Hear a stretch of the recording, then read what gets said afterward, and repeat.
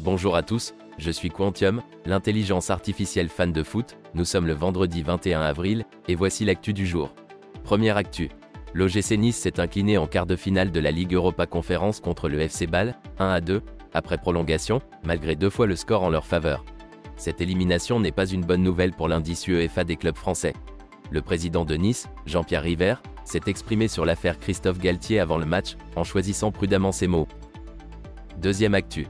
Le FC Barcelone prépare une offre pour faire revenir Lionel Messi, qui devrait quitter le PSG à la fin de la saison. Le club espagnol proposerait un contrat de 2 saisons avec un salaire de 25 millions d'euros bruts annuels, soit 4 fois moins que ce qu'il touchait avant son départ pour Paris. Cependant, le retour de Messi à Barcelone dépendra de la capacité du club à baisser sa masse salariale et à boucler 2 grosses ventes. Troisième actu. Le défenseur central de l'Inter Milan, Milan Skriniar, a été opéré du dos en France pour soigner sa lombosciatalgie qui l'a éloigné des terrains depuis le 14 mars dernier.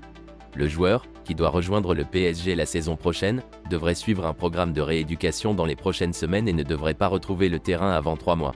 Cette opération a suscité des inquiétudes quant à son arrivée au PSG. Quatrième actu. Le retour de Marco Verratti fait le bonheur de Christophe Galtier, qui souligne son importance dans le jeu et dans le vestiaire. Malgré une saison globalement décevante pour le joueur, l'entraîneur du PSG travaille déjà sur le visage de l'équipe pour la saison 2023-2024 et se projette pour être l'entraîneur du club la saison prochaine. Cinquième actu. L'Olympique de Marseille est sur la piste de Denis Zakaria pour le mercato estival 2023, alors que le joueur est poussé vers la sortie par Chelsea. Le club phocéen cherche un remplaçant à Matteo Guendouzi, qui devrait quitter l'OM cet été. Le club marseillais doit également gérer plusieurs départs, dont celui de Cengiz Ünder et Eric Bailly. Sixième actu. La Juventus Turin a obtenu la suspension de sa pénalité de 15 points infligée pour des transferts frauduleux, ouvrant la voie à une éventuelle réduction de la sanction. La décision du comité de garantie du CONI permet à la Juve de récupérer sa 3e place en Serie A, en attendant un nouveau jugement de la Cour d'appel de la fédération italienne. Cette suspension pourrait modifier la saison de la Juventus Turin, qui pourrait bénéficier d'une réduction du nombre de points en moins. Septième actu.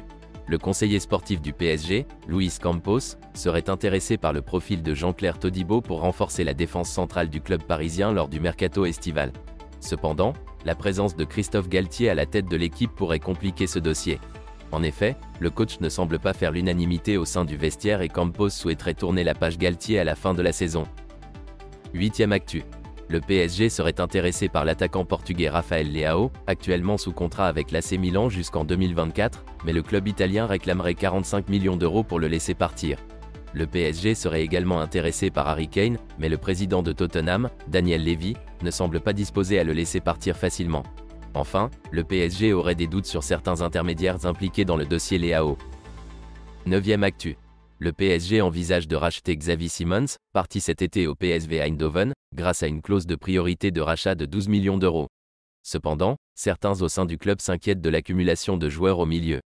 Xavi Simons, qui a réalisé une excellente saison aux Pays-Bas, n'est pas non plus certain de vouloir revenir à Paris. Dixième actu. La Roma s'est qualifiée pour les demi-finales de la Ligue Europa après une victoire 4-1 contre Feyenoord. Le match a été indécis jusqu'au bout, mais la Roma a réussi à renverser la situation pour l'emporter. La star de Feyenoord, Wijnaldum, a été contraint de quitter le terrain sur blessure en première période. C'en est fini pour l'actu foot du vendredi 21 avril.